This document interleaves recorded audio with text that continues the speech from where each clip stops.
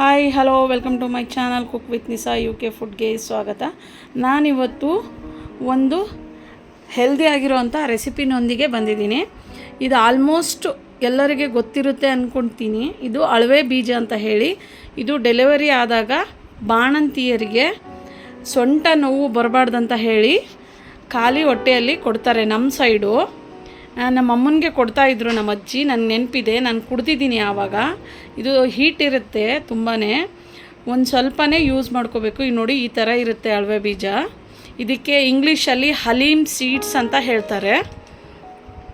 ಇದು ತುಂಬಾ ಹೆಲ್ದಿ ಆಗಿರುವಂಥ ಅಳವೆ ಬೀಜ. ನಾನು ಒಬ್ಬರು ಫ್ರೆಂಡ್ ಕಡೆಯಿಂದ ಇದನ್ನು ತರಿಸ್ಕೊಂಡಿದ್ದೆ.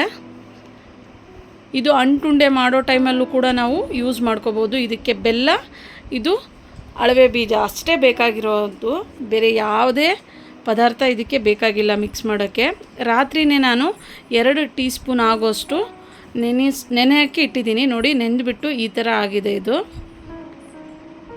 ನೋಡಿ, ಇಷ್ಟು ನೆನೆ ಹಾಕಿ ಇಟ್ಟಿದ್ದೆ ನಾನು ರಾತ್ರಿಯಲ್ಲಿ. ತುಂಬ ಹೆಲ್ತಿಗೆ ತುಂಬ ಒಳ್ಳೆಯದು. ಮಂಡಿ ನೋವು, ಮೊಳಕಾಲು ನೋವು, ಬೆನ್ನು ನೋವು, ಸೊಂಟ ನೋವು, ಇದಕ್ಕೆಲ್ಲ ತುಂಬ ಮನೆ ಮದ್ದು ಅಂತ ಹೇಳ್ಬೋದು. ಅವಾಗಿನ ಕಾಲದಲ್ಲಿ ಇದನ್ನು ಬಾಣಂತಿಯರಿಗೆ ಅಂತೆ ಮಾಡಿ ಕೊಡ್ತಾಯಿದ್ರು. ಬಟ್ ಇವಾಗ ಕುಡಿತಾರೋ ಇಲ್ಲೋ ಗೊತ್ತಿಲ್ಲ ನನಗೆ. ನಮ್ಮ ಮನೆಯಲ್ಲಿ ನಮ್ಮಮ್ಮ ಕುಡ್ದಿದ್ದು ನೆನಪಿದೆ ನನಗೆ. ನನ್ನ ತಮ್ಮ ಹುಡ್ದಾಗ ನಾನು ನಮ್ಮಮ್ಮನ ಜೊತೆಯಲ್ಲಿ ನಮ್ಮಮ್ಮನ ಹತ್ರ ಈಸ್ಕೊಂಡ್ಬಿಟ್ಟು ಕುಡಿತಾ ಇದ್ದೆ. ಇದು ತುಂಬಾ ಟೇಸ್ಟ್ ಇರ್ತಿತ್ತು ಕುಡಿಯೋಕ್ಕೆ. ಇದರಲ್ಲಿ ಒಂದು ಸ್ವಲ್ಪ ತುಪ್ಪ ಹಾಕಿ ಕುಡಿಬೇಕಿದ್ದನ್ನು. ಇವಾಗ ನಾನು 1 ಲೋಟದಷ್ಟು ನೀರು ಹಾಕಿದ್ದೀನಿ. ಒಂದು 15 ನಿಮಿಷ ಇದನ್ನು ಬೇಯಿಸ್ಕೋಬೇಕು. ಚೆನ್ನಾಗಿ ಕುಕ್ ಆಗಬೇಕಿದು. ಇಲ್ಲಿ ನಾನು ಮಧ್ಯದಲ್ಲಿ ಬರೆದು ಹಾಕಿದ್ದೀನಿ. ನಿಮ್ಗೆ ಗೊತ್ತಾಗಲಿಲ್ಲ ಅಂದರೆ ನೀವು ಚೆಕ್ ಮಾಡ್ಕೊಳ್ಳಿ ಒಂದು ಸರ್ತಿ.